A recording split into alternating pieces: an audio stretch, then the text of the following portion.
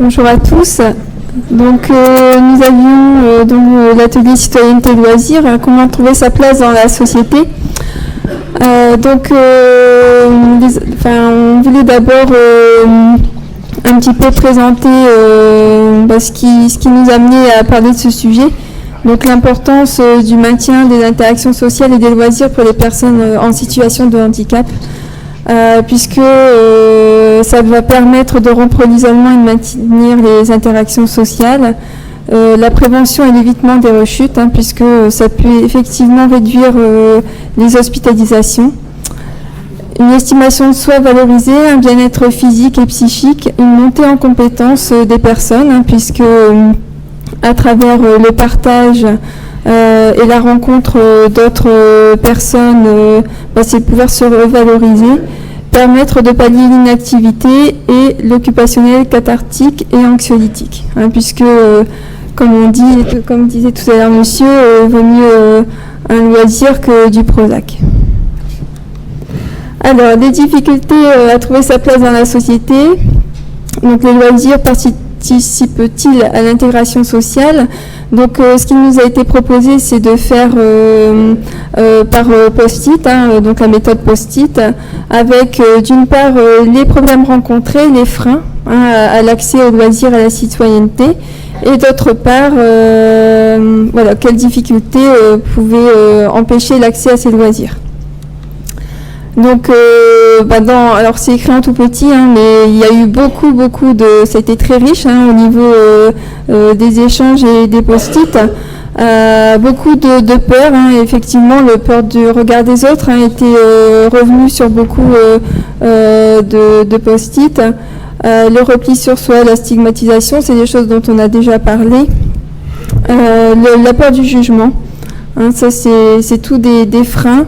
Et il y avait aussi le frein financier qui entrait, qui a été également évoqué, de faire des choix, de décider d'une activité, parce que on n'a plus l'habitude, lorsqu'on est hospitalisé, de prendre des décisions. Donc tous ces freins et ces limites peuvent empêcher quelqu'un d'accéder à la citoyenneté et au loisir. Alors, donc les intervenants se sont présentés. Moi, je représentais le travail en tant que conseil départemental auprès d'une association qui s'appelle Le Bel Envol, qui est une association de personnes porteurs d'un handicap psychique sur le Boulonnais. Donc, c'est une association qui propose des activités, des loisirs pour aussi être en milieu ordinaire. Puisque dans le travail que j'ai effectué avec cette association, c'était de pouvoir amener ce groupe vers un club sportif ordinaire, avec la chance bien sûr d'avoir un éducateur sportif qui était éducateur spécialisé, donc qui était sensible à cette problématique. Et donc aujourd'hui les résultats sont très positifs et intéressants.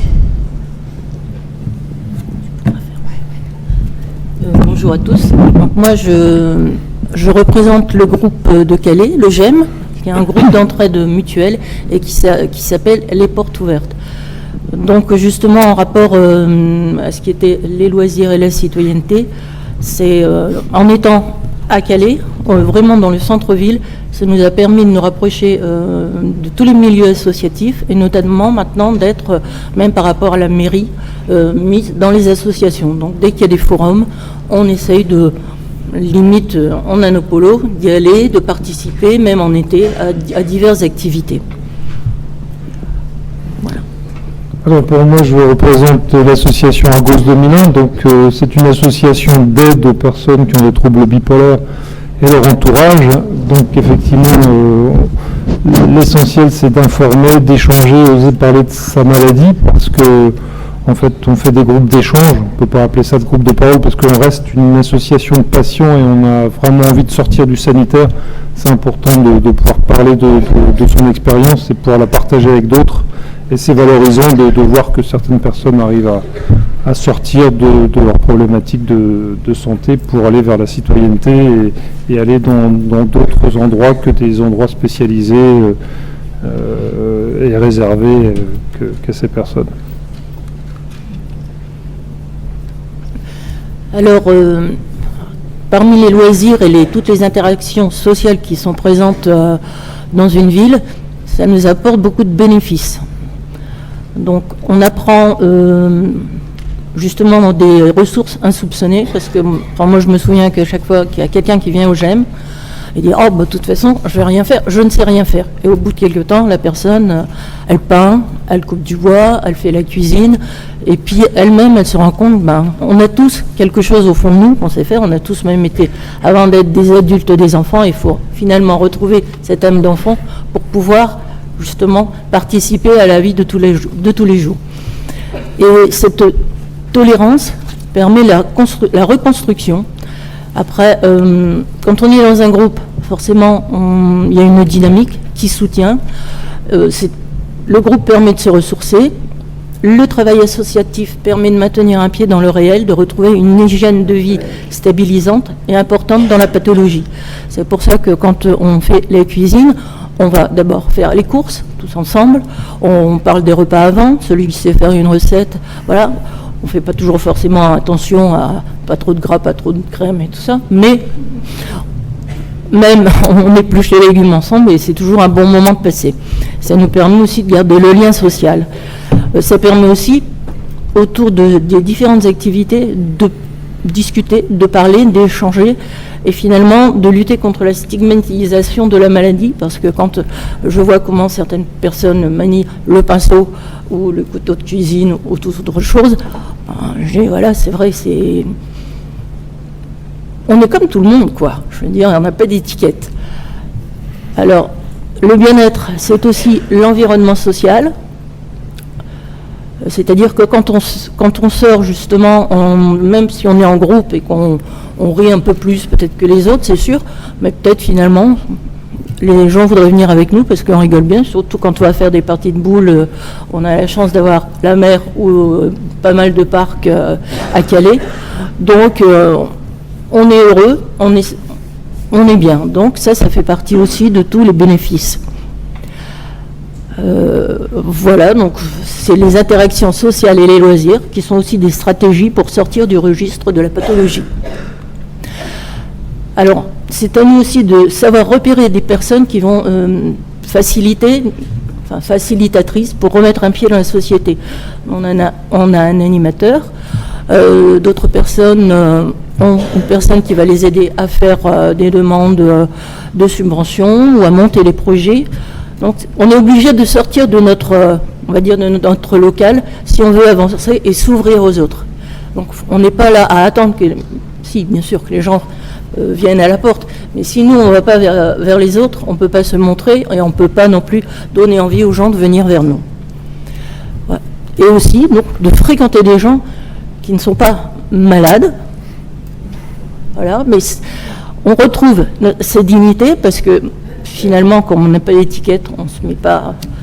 Si, on a un truc, mais c'est que le nom. Mais on ne se met pas un post-it avec notre parcours de vie difficile ou nos difficultés sur le front. On est avec les autres, on est dans la société et dans la ville. Donc ça permet de se réouvrir à une réintégration vers la société. Et l'association aidante se veut être une passerelle pour le retour à l'autonomie.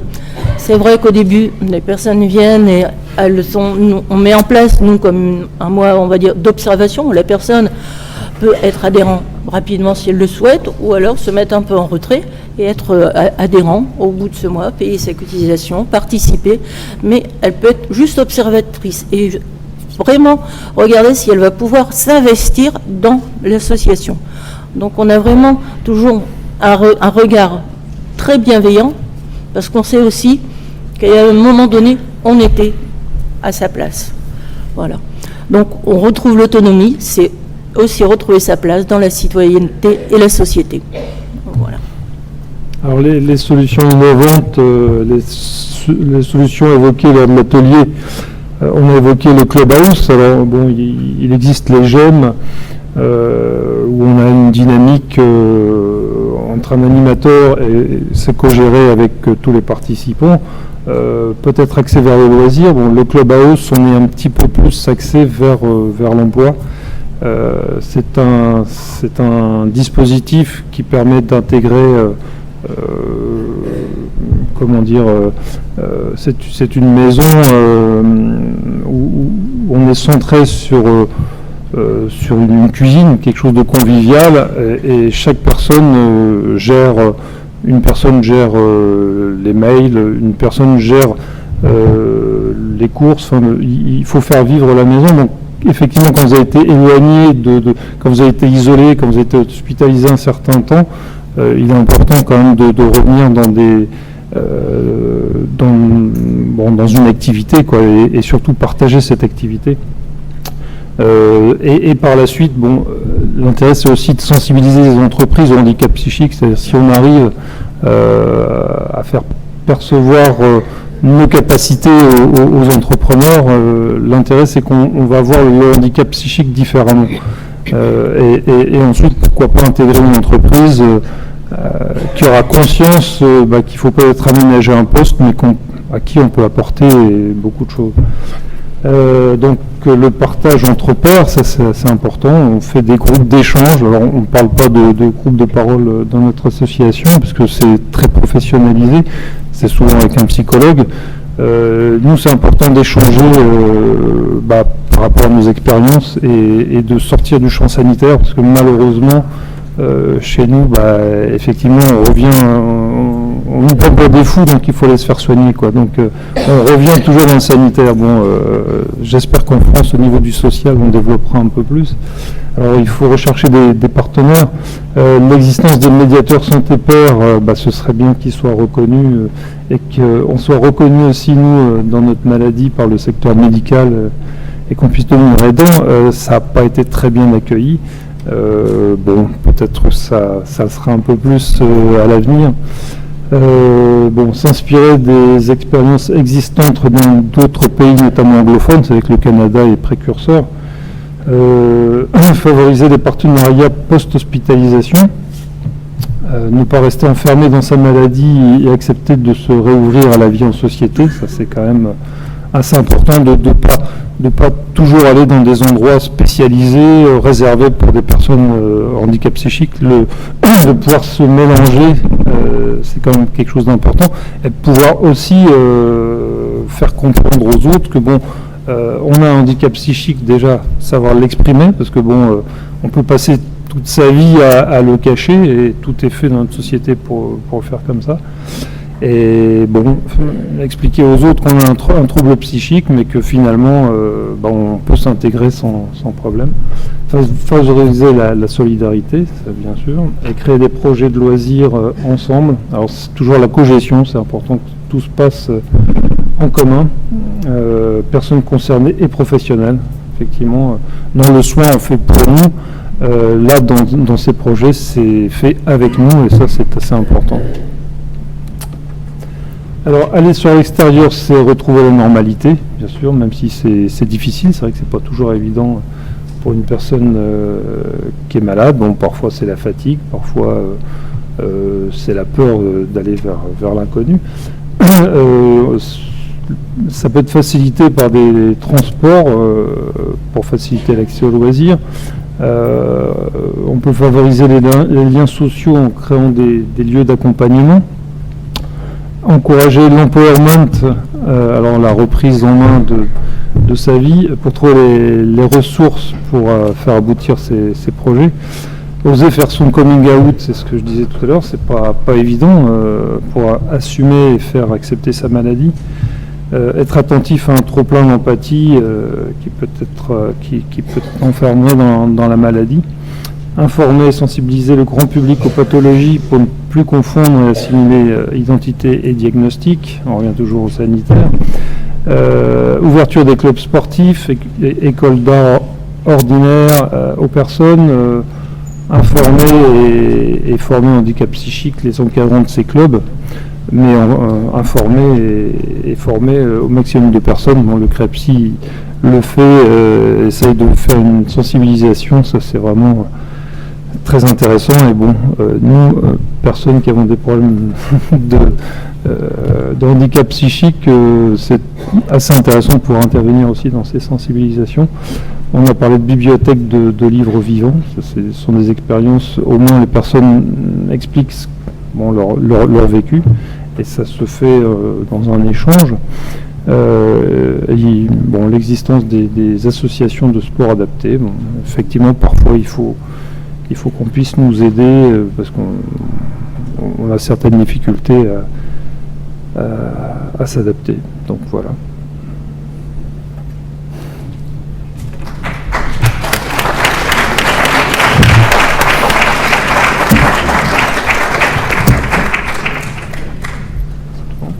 Vous avez peut-être des questions ? Avez-vous des questions ? C'était clair ?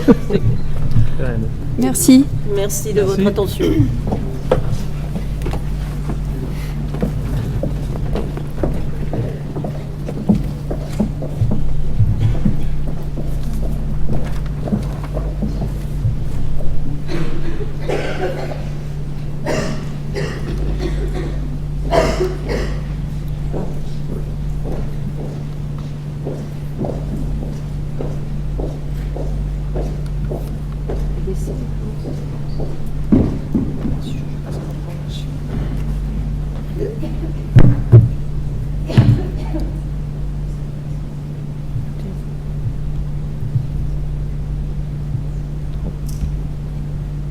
C'est lequel ça ?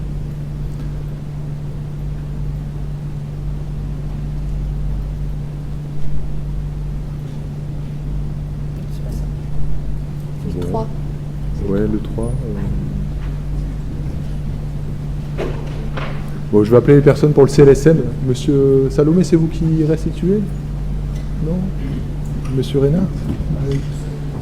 Hop.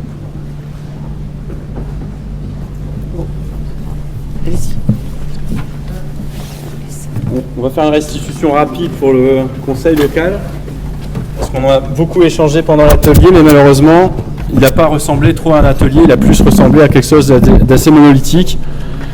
Pourquoi ? Parce qu'on est sur un sujet nouveau, on est sur une expérience de court terme, on est sur la volonté pour au moins les personnes qui participaient à l'atelier, je pense, de faire le lien entre cet outil et les problèmes de rupture, les problèmes de vie et de parcours pour coller au thème de la journée. Malheureusement, en fait, les conseils locaux sont méconnus dans leur fonctionnement. Donc on a passé un temps important à expliquer les conditions de sa genèse, les conditions de son financement, de son pilotage, et puis après essayer de montrer des expériences, puisque ils sont partis parce qu'ils devaient voler vers d'autres aventures de conseils locaux de santé mentale ce soir. Mais on avait donc M. Crépel élu et on avait Emmanuel Provost sur une expérimentation pour le bassin Lille-Est, Lille-Sud, et M. Salomé qui n'a pas pu beaucoup parler alors que ça aurait été fort intéressant. Mais en fait, on s'est rendu compte que sur les participants, tout le monde ne connaissait pas le fonctionnement du conseil local de santé mentale. Il y a toujours une nécessité d'expliciter le fonctionnement, qui est quand même spécifique et complexe. Le lien avec, je vais dire, la notion de rupture et de parcours, ça a été trop court pour pouvoir l'aborder. Donc Mathieu est là, je fais une demande officielle, je pense qu'un jour il faudra qu'on puisse décrire plus avant, parce que ça entraînait des frustrations pour tout le monde, intervenants, participants, donc aller plus avant sur ce qu'est un conseil local de santé mentale quand on s'approprie cet outil. Donc très rapidement on a pu quand même expliquer, donc c'était la partie désagréable, la partie un peu comment est née l'idée du conseil local, comment à travers des décrets successifs finalement s'est développée cette idée, comment elle s'est recentrée sur un périmètre qui, après avoir été départemental, est devenu municipal ou intercommunal. Le financement, donc c'est bien un financement agence régionale de santé avec un système de coordination, et la coordination elle doit être portée à la fois par les établissements publics de santé mentale et les mairies. C'est là à mon avis un atout important puisque ça permet d'avoir une communication sur la santé mentale au même titre que d'autres problématiques de santé, et d'avoir un discours aussi qui s'appuie sur des outils municipaux, c'est-à-dire pas seulement les outils sanitaires locaux, mais pouvoir parler avec les habitants dans une salle de sport de santé, pouvoir aller vers les écoles, pouvoir aller dans les lieux culturels. Donc cette notion des élus qui pilotent, ça peut déstabiliser, ça a été le cas, on a eu des questions à ce propos. Alors les questions, elles sont claires. c'est ah ben oui, mais un élu avec une couleur politique, si jamais le conseil local émerge dans cette couleur, est-ce que c'est pareil que dans la ville voisine qui a une autre couleur? Est-ce qu'on a la même préoccupation autour de la santé mentale? Donc moi j'ai défendu pied à pied la position qui était la mienne, c'est de dire de toute façon chaque élu il a un contact lui-même avec la santé mentale, avec la santé tout court, quelle que soit sa couleur. Donc moi pour Tourcoing il n'y a pas eu de changement en termes de continuité sur le projet, mais j'ai eu un changement d'équipe municipale. Je suis passé de la couleur rose à la couleur bleue, hein, il paraît que c'est comme ça qu'on dit. Et je me suis posé des questions en me disant est-ce qu'il y aura une continuité, une cohérence dans les objectifs, est-ce qu'ils seront tenus? Et je me suis rendu compte que c'était le cas. Monsieur Crépel, qui représentait la ville de Lille et qui, comme il le dit, n'est pas un soignant, hein, c'est quelqu'un qui est professeur d'histoire, géographie et français, il a une sensibilité qui fait qu'il s'est intéressé à des problématiques en lien avec la souffrance chez les jeunes mamans, qui n'abordent pas forcément la grossesse comme quelque chose de très positif parfois. Ces mamans étaient critiquées, c'était pas évident pour elles d'aller dire qu'elles souffraient alors qu'elles avaient eu un heureux événement. Il a été sensibilisé à cette problématique et du coup, il a souhaité participer au conseil local de santé mentale. Donc oui, évidemment, ça peut poser question parce que c'est nouveau, parce que le pilotage est politique, parce qu'il y a beaucoup d'acteurs qui sont autour de la table du conseil local de santé mentale. Et puis, c'est posé la question du diagnostic. Et oui, il y a quand même des diagnostics territoires, il y a quand même une expertise, il y a quand même du lien entre les soignants, les médico-sociaux et les sociaux, les élus et les habitants, avec ou sans conseil local de santé mentale. Alors, est-ce que c'est vraiment indispensable? Est-ce que c'est pas un outil surnuméraire dans un millefeuille où il y a déjà plein de choses? J'espère que je traduis bien ces échanges-là. Donc, cette complexité, en fait, c'est vrai qu'on aurait aimé la développer davantage avec plus de temps, et ça aurait été fort intéressant, parce qu'il y avait des points de vue très tranchés ou des découvertes complètes sur certaines choses. Donc, quid de la superposition? Est-ce que le fait de travailler sur des projets comme celui qu'a décrit Emmanuel Provost sur le logement, c'est pas faire une sorte de mauvais accompagnement avec seulement 2 postes de coordination dans le cadre d'une mairie, alors qu'on pourrait généraliser ces pratiques, se poser des questions sur tous les usagers en situation de handicap qui ont des problèmes liés au logement. Donc est-ce que c'est la bonne échelle? Est-ce que c'est la bonne échelle de décision? Est-ce que c'est légitime que ça soit un élu qui décide? Donc on a mis l'accent sur l'aspect participatif et démocratique, puisque c'est un conseil et pas un contrat. Mais je pense qu'il y aurait tout intérêt à poursuivre cet atelier pour voir comment les acteurs qui étaient présents autour de la table, à travers le prisme de leur représentation de la santé mentale, à travers leur rôle professionnel ou leur implication personnelle en tant que citoyen, peuvent s'emparer de cet outil. Donc c'est vrai qu'on aurait gagné à avoir plus de temps. L'émission, c'est la déstigmatisation, c'est faire que la psychiatrie parle avec les acteurs du terrain. Il y a des endroits où c'est déjà fait, il y a des endroits où CLSM il vient pour permettre que ce dialogue soit facilité. C'est très hétérogène, il n'y a pas 2 CLSM qui fonctionnent de la même manière. C'est aussi s'organiser sur un territoire à l'échelle de la ville dans la proximité. La proximité, c'est aussi celle des quartiers, parce que d'un quartier à l'autre de la ville, ça peut être très contrasté. Aucun CLSM ne fonctionne de la même manière. On a parlé de l'hétérogénéité en fonction des territoires. Dans le Nord, il y a beaucoup de CLSM. Dans le Pas-de-Calais, ça se développe. En Picardie, c'est tout neuf. Il y a des projets en cours, mais on va dire que c'est des projets qui sont naissants et sur lesquels on a un recul qui est assez limité. Voilà, quand Emmanuel a pris la parole, on a insisté sur le rôle de coordination qui était essentiel parce que le coordinateur, il connaît les ressources du territoire et sur des expertises, on peut faire appel aux soignants, mais aussi beaucoup à l'associatif. Par exemple, on parle du deuil, on peut faire venir Vivre son deuil, on parle de l'autisme, on peut faire venir le réseau Bulle, etc., etc. C'est-à-dire que on va parler des troubles qui sont davantage de l'ordre de la cyclothymie, etc. Il y a aussi des associations qui s'intéressent directement à ces problématiques. Elles viennent avec les experts, entre guillemets, psychiatres, parler aux habitants de ces thématiques. Donc le coordinateur, il est essentiel, non pas parce qu'il a une expertise sur la santé mentale, mais bien parce qu'il met en lien des acteurs institutionnels ou non. Oui, la politique de la ville peut repérer la souffrance psychologique des habitants, pas forcément les pathologies, elle peut les repérer par rapport à des troubles de voisinage, en étant interpellé par des bailleurs. C'est-à-dire que l'élu, en fait, il peut voir le conseil local de santé mentale comme un outil qui va permettre simplement de mieux comprendre les problèmes que lui rapportent les habitants. Ça peut être aussi un outil de prévention, c'est-à-dire que, bon, je l'ai évoqué, la dépression postnatale, mais toutes sortes de sujets. Un outil de promotion de la santé mentale. Ça peut permettre surtout de mettre les personnes autour d'une table pour créer des collaborations et trouver des réponses concrètes. Alors, ça peut être sur l'habitat, c'est souvent une entrée importante, mais c'est aussi parfois sur l'activité, et notamment l'emploi.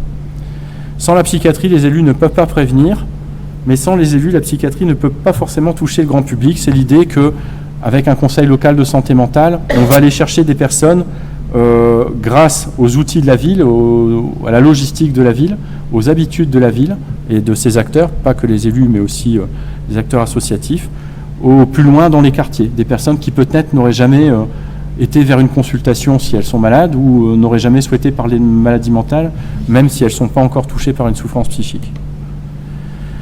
Qu'est-ce que ça apporte dans la réalité ? Il y avait l'exemple de l'atelier mieux-être. L'atelier mieux-être, c'est des professionnels du soin avec des associations qui vont le soir dans les quartiers, dans une salle de sport, dans un lieu culturel, parler d'une thématique de santé mentale. Ça peut être la dépression, ça peut être le lien entre les addictions et la santé mentale, ça peut être le suicide. Il y a une grande plasticité des thématiques. Un projet concret, le logement. Alors là, en fait, c'était l'exemple du Conseil intercommunal de santé mentale et citoyenneté pour Lille, avec un exemple de reprise d'une association qui était au départ centrée sur l'idée qu'on pouvait créer des colocations avec un régime de sous-location sécurisé pour permettre à des personnes sortantes de l'hôpital de bénéficier de logements associatifs, avec un montage assez spécifique où on a un triptyque bailleur public, association et soignants. Avec aussi, là on s'est posé la question, est-ce que c'est vraiment une bonne idée finalement ? Est-ce qu'on ne peut pas faire du logement pour les personnes en situation de handicap psychique sans inclure le dispositif de soins ? C'est une question qui est tout à fait légitime. La question de la rupture. Alors c'est posé la question de la différence entre rupture et séparation, mais on était un peu pris par le temps à ce moment-là. Parce que par exemple l'élu, M. Crépel, a cité l'idée du chagrin d'amour. Est-ce que le CLSM doit s'intéresser à toutes les souffrances psychiques, les grandes maladies avérées, attestées, diagnostiquées, mais est-ce qu'elle doit s'intéresser aux souffrances psychiques liées à un chagrin d'amour ? Sa conviction, c'était oui. Donc on a un peu réfléchi à la différence entre rupture et séparation en se disant que il y avait des ruptures dans des parcours de soins, mais qu'il y avait des séparations dans la vie, et par exemple la séparation amoureuse ou les séparations familiales. Le CLSM, c'est juste un outil pour travailler autour de la question de la rupture. La question de la rupture, quand vous êtes soignant, c'est quoi ? C'est la rupture du soin. Et quand vous êtes du côté du médico-social, c'est la rupture d'un accompagnement médico-social. Est-ce que c'est les mêmes ruptures ? Est-ce que c'est les mêmes publics ? Monsieur Salomé nous disait sûrement, a priori, on a des points de vue différents, on a une optique différente depuis là où on parle, mais finalement, c'est sans doute les mêmes ruptures qui sont vécues par les personnes. Rupture des pères aidants quand on est une famille, rupture dans la trajectoire de vie quand on est la personne concernée. L'idée, c'était que le CLSM permet de travailler un peu tout ce package d'outils et ce package peut-être pour répondre à des ruptures. Le tout, c'est de pouvoir se l'approprier, de comprendre cet outil complètement et puis de pouvoir le faire sien. Donc je pense qu'il y aura encore nécessité peut-être de travailler sur cette nouveauté. Alors qu'est-ce que c'est que ça ? Est-ce qu'un CLSM peut davantage se préoccuper des personnes en situation de handicap psychique ? Oui, il faut le prioriser, mais ce n'est pas l'enjeu d'un CLSM, puisqu'un CLSM s'adresse à une portion de territoire et du coup doit s'intéresser aux personnes en situation de handicap ou non. Parce qu'il y a la notion de groupe d'études de situations complexes dans les CLSM, où chaque acteur participant peut interpeller pour trouver une solution. Il y avait un rapprochement tout à fait intéressant avec la proposition qui était celle de la MDPH ce matin, de travailler sur des situations complexes. On peut dire que oui, c'est peut-être là le millefeuille et c'est peut-être un doublon, mais non, parce qu'on peut très bien interpeller le conseil local pour des situations complexes, pour des personnes qui n'ont jamais eu de reconnaissance travailleur handicapé, d'allocation adulte handicapé, jamais formulé une demande auprès de la MDPH. Donc on pourrait dire que le système se superpose partiellement, mais qu'il est plus large. Importance du diagnostic territorial avant d'engager un travail, c'est toute l'importance de questionner les habitants et les territoires pour pouvoir définir des objectifs qui soient ceux du territoire et pas ceux du CLSM voisin. Donc renouer avec les caractéristiques du lieu. Voilà, dommage qu'on n'ait pas eu plus de temps. Voilà. Merci de votre attention.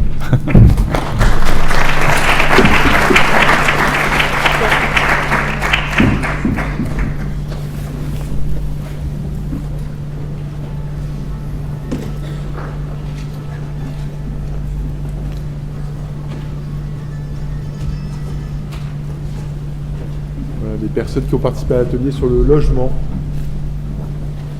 S'il vous plaît.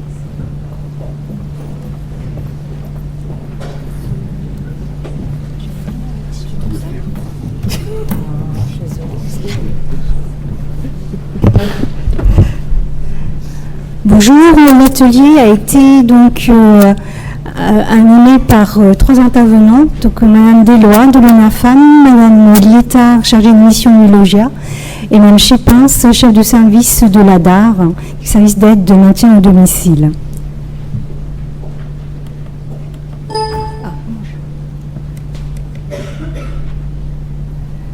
Bien, alors l'accès au logement, c'était déjà la question d'une part, et il y a aussi le maintien dans le logement. Donc il a été évoqué les grandes difficultés liées au handicap psychique à la prise d'autonomie. D'une part déjà le déni de la personne, mais probablement aussi de l'entourage familial quant aux difficultés d'autonomisation. Après il y a aussi la question du désir, au moment de désir de la personne de quitter aussi le domicile familial. L'idée aussi de la prise de risque, le risque, il ne peut prendre de risque. La question a été posée aussi par les familles. Il y a aussi l'évolution de la maladie. Il faut attendre qu'il y ait une certaine stabilisation de la maladie avant de se parler en fait d'une autorisation. Après, la problématique d'autorisation. Est-ce que tout le monde peut être autonome ou alors il faut penser aussi à un service d'accompagnement, notamment donc soit le SAVS, soit le SAMSA, soit aussi le SANAD. Et là, se pose aussi la question de la problématique de financement pour les services. Parallèlement, il a été soulevé aussi l'absence de connaissances des structures d'hébergement, tant pour l'entourage que pour la personne concernée. Après, c'est comment accéder au logement, avec ou sans aide. Il y a la problématique aussi de nombre de places et de temps pour trouver la solution adéquate. Il y a un problème aussi d'adaptabilité aussi au logement. Le vieillissement aussi de la personne au sein aussi à ce moment-là du logement. Comment l'aider à continuer à rester dans le logement. La difficulté justement de maintien dans la durée, dans la solution d'hébergement trouvée. Et il y a aussi la difficulté de maintien de lien entre différents intervenants, aussi bien sanitaires, médico-social que social, ce qui aussi nécessite à stabiliser des équipes intervenantes. À partir où ça change, on recommence tout.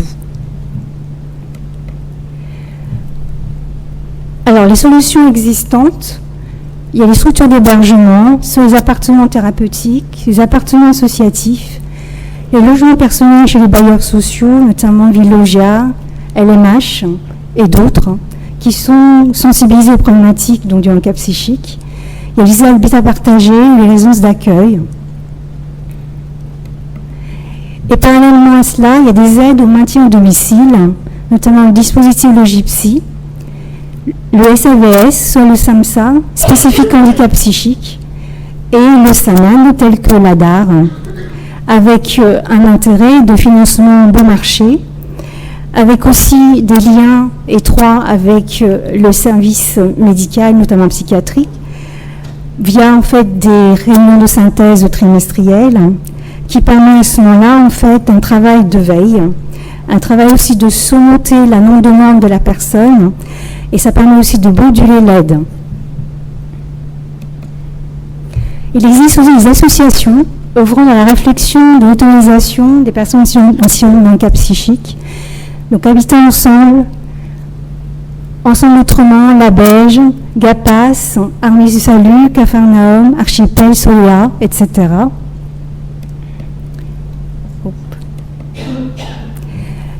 Les conseils locaux santé mentale, qui justement aussi traitent des situations complexes, les associations de famille qu'on peut aussi interpeller, les associations aussi d'usagers et les médiateurs santé pairs.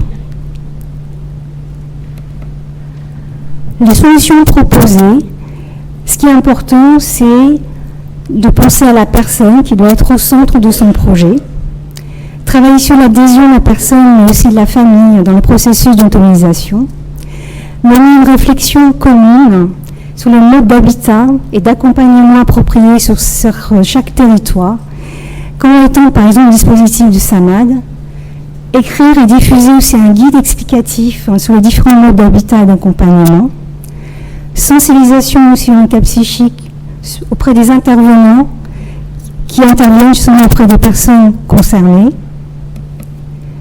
développer les partenariats et des réseaux pour mieux accompagner vers et au maintien dans le logement, la nécessité aussi d'un diagnostic partagé entre les partenaires intervenant auprès de la personne via justement des synthèses fréquentes, pour partager aussi un langage commun avec le respect du secret partagé. Et enfin, la réflexion aussi de la notion d'une personne référente afin de faciliter les interpellations en cas de besoin. Merci de votre attention.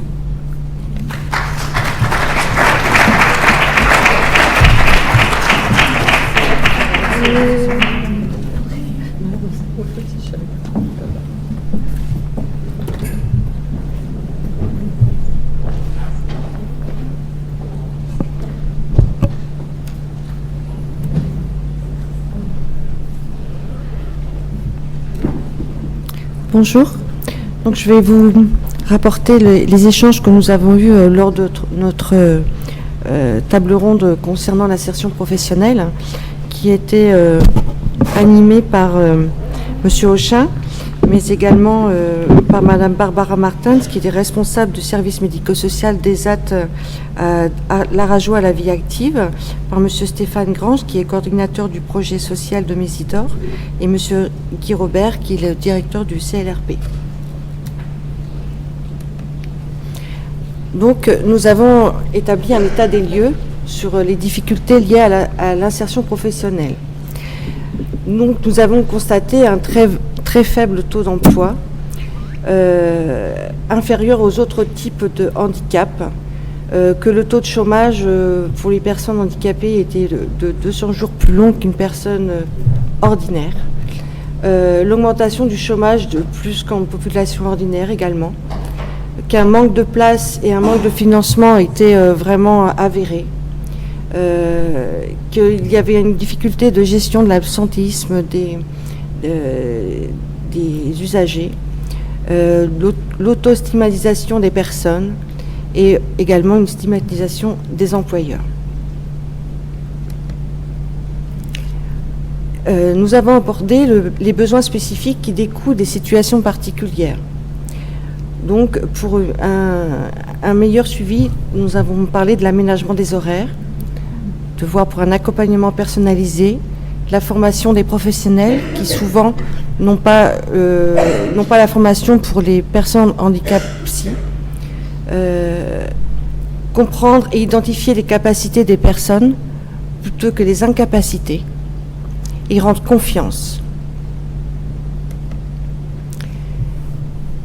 Également les dispositifs d'aide déjà en place.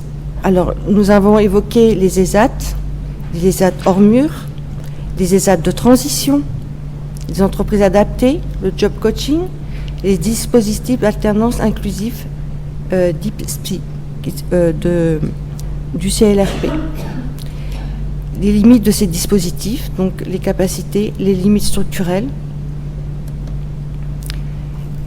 Les réponses proposées, reproduire ce qui fonctionne ailleurs, par exemple les places dédiées et les clubhouse.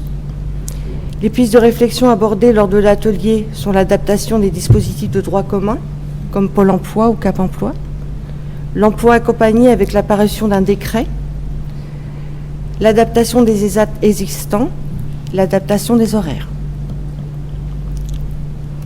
Voilà, je vous remercie.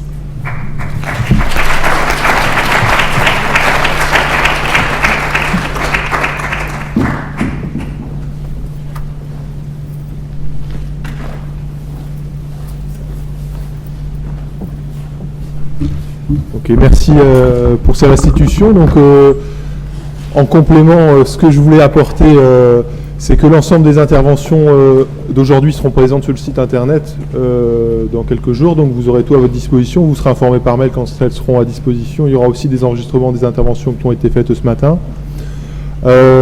Autre point, je voulais remercier l'ensemble des personnes. Je l'ai fait en introduction, mais je le refais en conclusion parce que je crois que c'est important pour le travail qui est investi au niveau du CREPSI et des partenaires, et plus particulièrement les intervenants, également monsieur Laurent Reynard qui a bien voulu animer cette journée. Également vous dire que vous avez eu des questionnaires de satisfaction, donc je vous demande de les compléter. Et vraiment, si on refait un événement dans cette salle, on mettra bien que c'est le pôle recherche et pas le pôle formation. Voilà. Mais compléter ces questionnaires de satisfaction, on en prend compte pour les événements suivants. Et puis je crois que tout est dit. Je vous souhaite une bonne route, un bon retour chez vous, et on reste en contact avec plaisir.